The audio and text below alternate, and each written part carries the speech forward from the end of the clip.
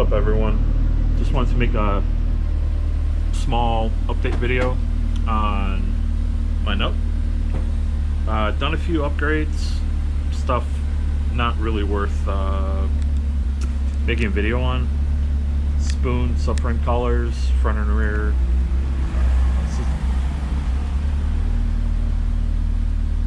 New brakes, brake lines, stuff like that. However, I did want to make this video because as of late January, the car is now turbo. Still working on the kinks.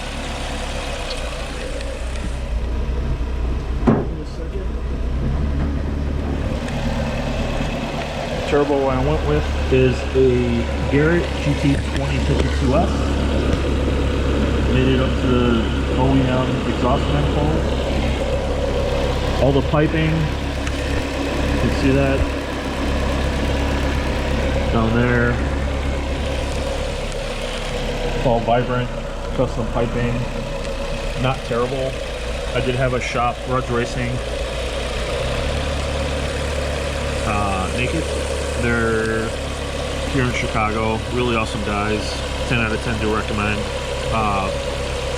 Turbosmart boost controller. I do have the catch cam from before. But down here, have a little breather right here. What else? Turbosmart boost controller. Custom downpipe. Oh, he's gonna die. Custom downpipe.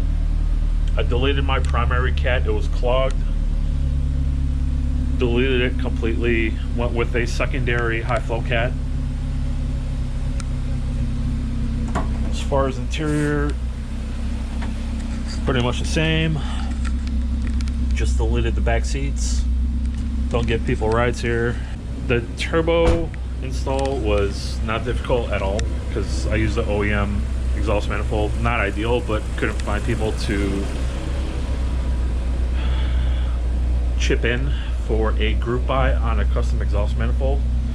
Plus the fact that I went with a turbo that's a little smaller for what I do with the car. Autocross, light track use. It's a turbo I wanted. It's a really awesome turbo. You don't have to go with a $900 turbo. Most people just go with a KO3, which is fine. Japan, I believe they use a TD03, TD04Z.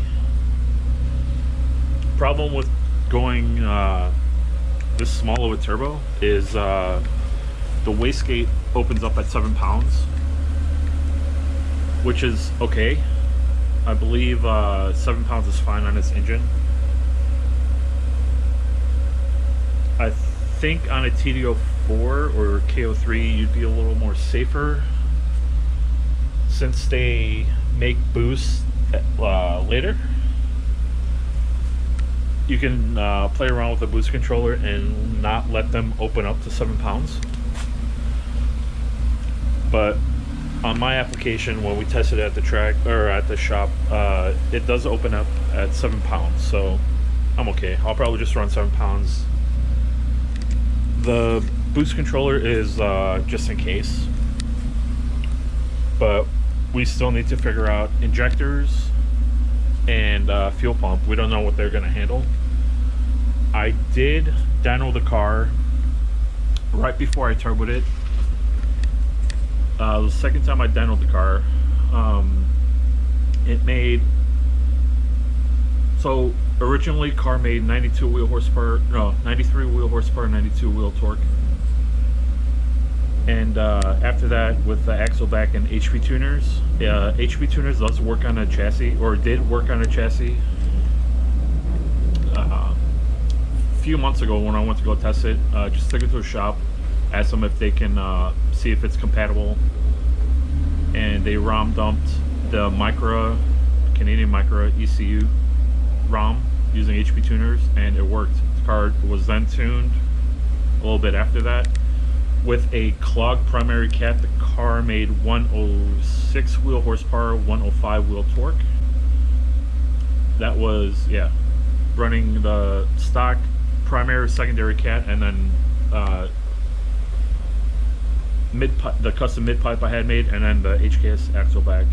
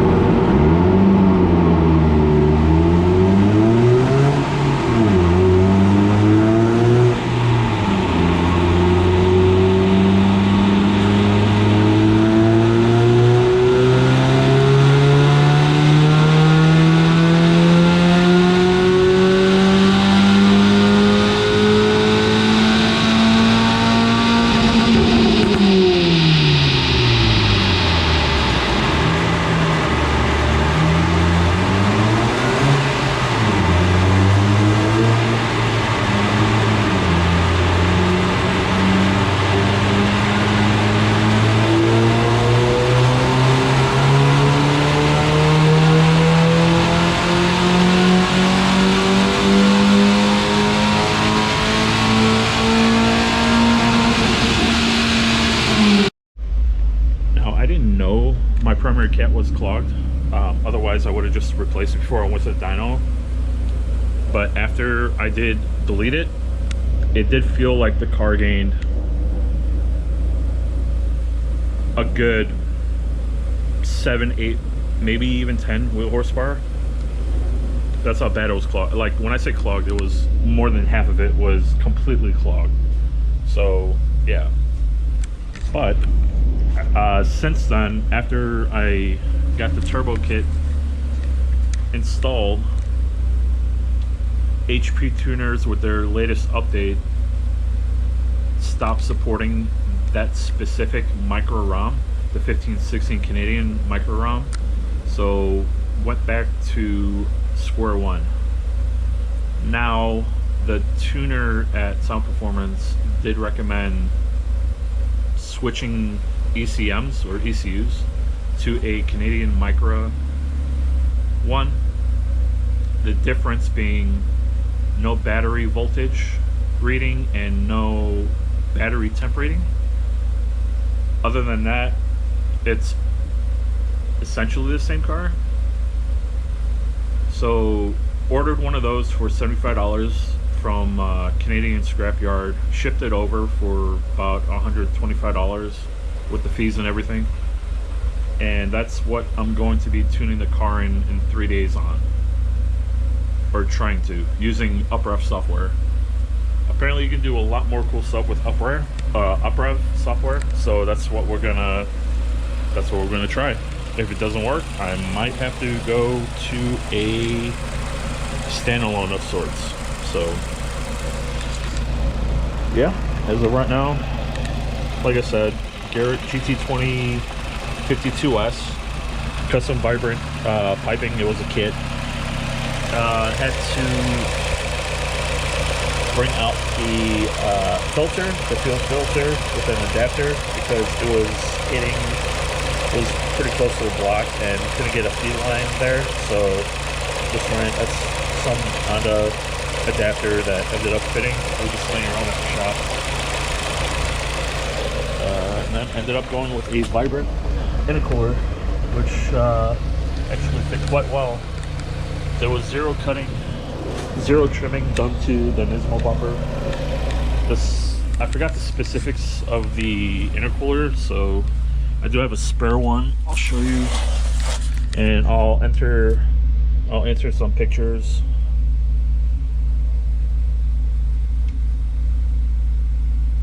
Of the fitment and the fabrication done. The bottom cross section of excuse me, the support did have to get notched, but as far as the bumper, I didn't feel like cutting the bumper. No cutting of the bumper was necessary. It just fit right, and it was 3.25, 3¼ inch thick core for the intercooler, so it's pretty good. You don't have to go with vibrant. Find something cheaper, works just as well. You don't have to go with Garrett. You find something cheaper just as well. Forgot to mention one thing for anybody interested in an LSD for the car. Nismo does make it. It's a one-way clutch pack. However, after purchasing one myself, dropping my trans, that Nismo diff does not work with the USDM transmission. The gears are different, they're cut different, and the gearing itself, the FDR, is completely different. I believe the USDM transmission on the car is a 4.0 4.019 or something, and the Nismo short ratio transmission is a 4.219, I believe. Could be wrong. Very short gearing. Ended up buying one from Japan auction and have Jesse Streeter ship it over.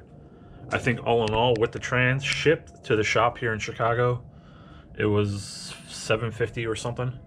So now I have a short ratio Nismo transmission. Doesn't feel any different until you're driving it. Gets up the RPMs quite quick. Not sure what the top speed is. I'm sure that took a hit, but that's pretty irrelevant at the moment. Car does feel much quicker with the short gear transmission. So just an FYI, if you are looking to pick up an LS2 for the car, it will not work with the USDM transmission.